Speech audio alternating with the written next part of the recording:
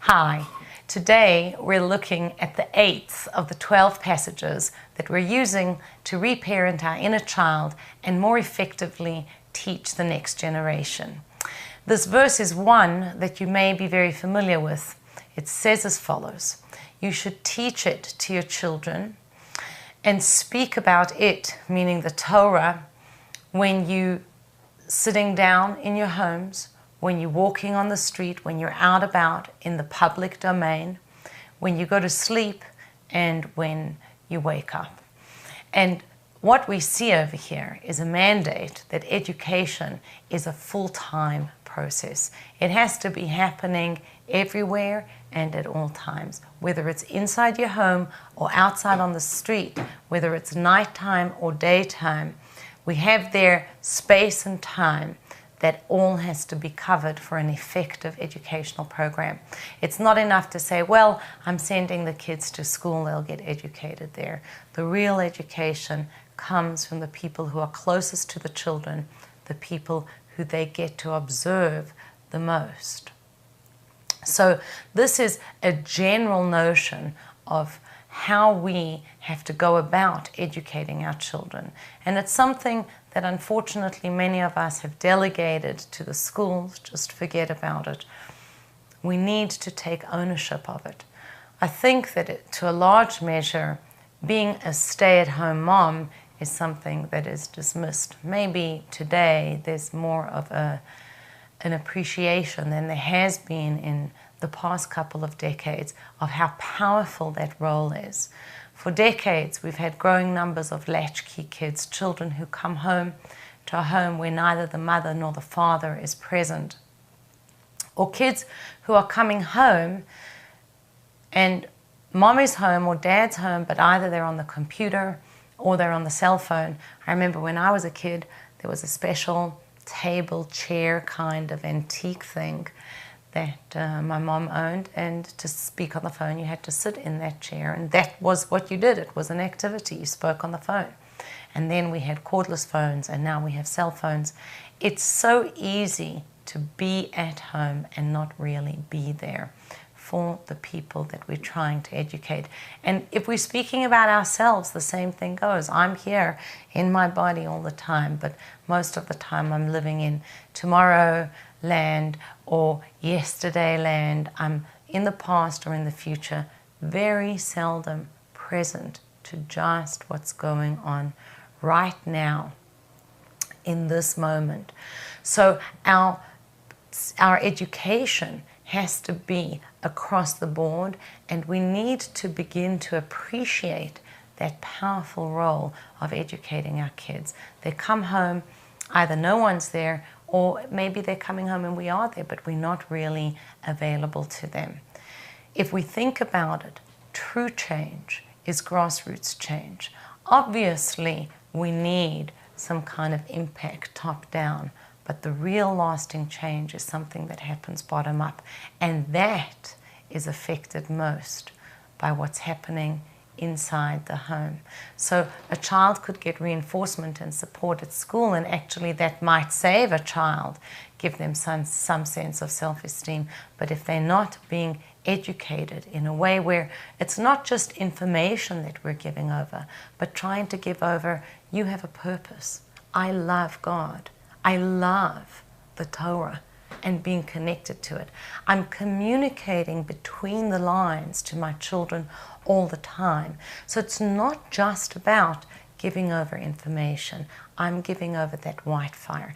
And if I give it over in a way that is holy, then if a child receives something negative at school, they'll be able to counteract it.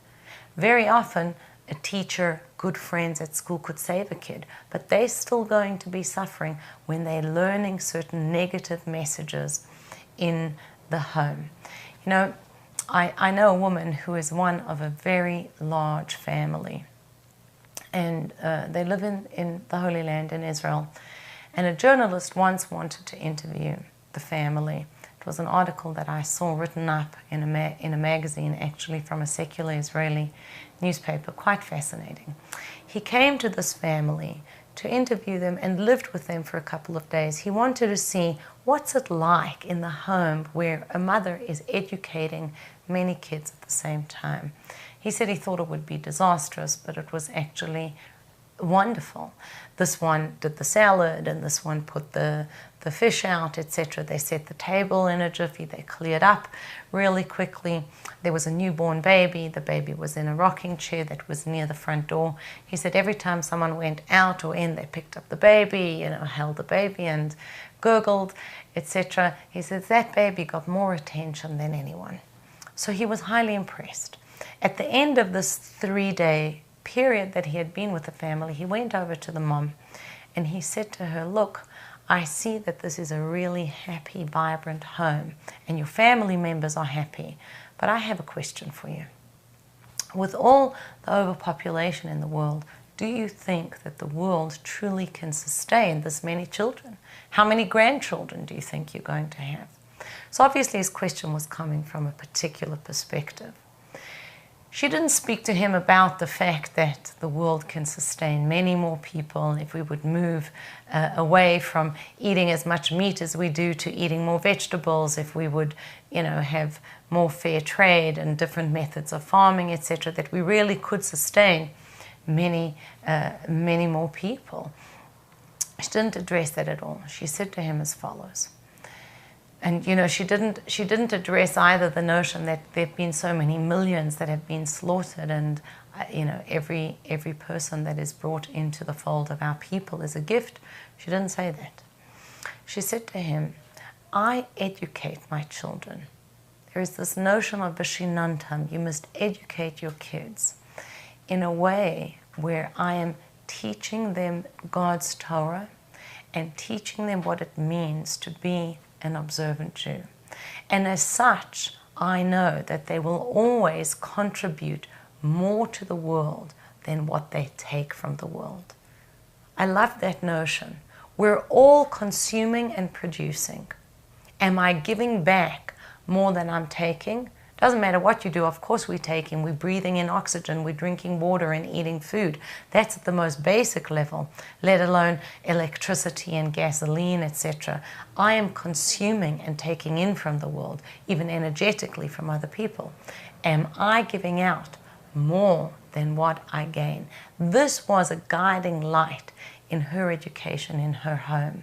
She was clearly focused on this notion that there's no divisions, space or time, constantly educating the kids, being present, giving them a message.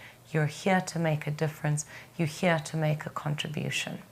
And this process, we are taught, begins really early. And I'm not talking 1-year-old, 6 months old. We're talking even in utero. We're taught that one of the most powerful things that we can do is be stringent in the food that we eat, that it should be particularly kosher during pregnancy, that we should guard ourselves from seeing negative things during that period, because everything we see or hear, eat, ingest, is going to have an impact on that fetus, and the fetus has a consciousness. So the education of the child begins from the get-go. And the Rebbe had a campaign where he asked a woman to hang a certain psalm, Shir HaMalos, in the bassinet once the baby was born. Right away, that child should be surrounded by the holy letters of the Torah. That means when you go to sleep, when you wake up, in your home, on the street, you could have given birth at home, given birth in a hospital. Right away, the education begins, and so it goes, not missing a day. It's one of the toughest jobs in the world, is to really parent our children. And also, I guess, to be present to ourselves. But our kids are going to give us a run for our money in very different arenas. And I'm not saying that it isn't full of joy. I could honestly say the most gratifying aspect of my life is raising my children, but it doesn't come without its challenges. So I want to conclude with a word of real encouragement and light. I have a friend who is a deeply spiritual person, and I want to share a story of hers on a really upbeat, beautiful note about education.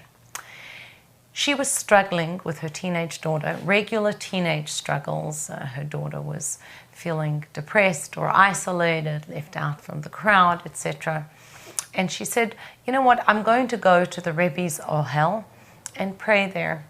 So off she went, and she spent a long time in prayer. And when she finished, she thought, I'll go inside the house.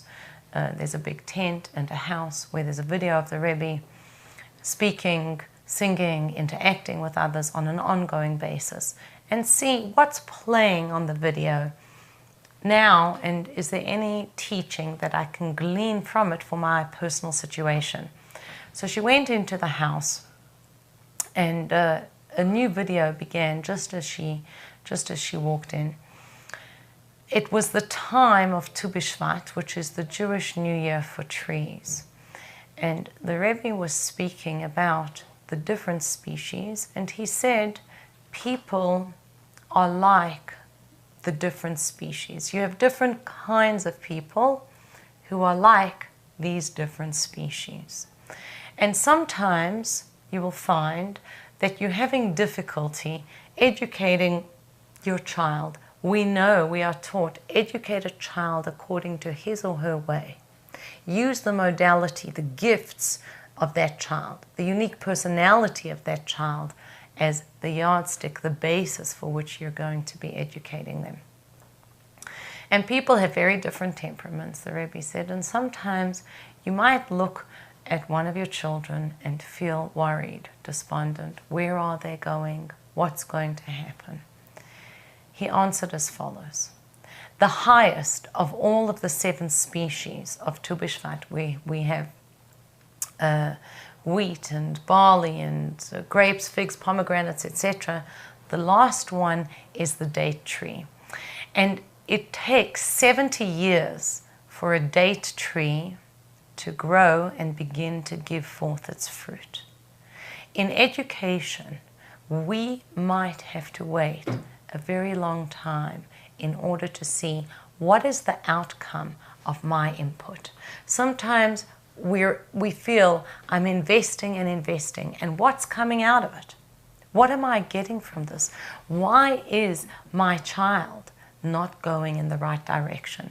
And as we've been saying, applying that to ourselves, I could be working on myself, introspecting, trying to grow, and don't seem to get anywhere.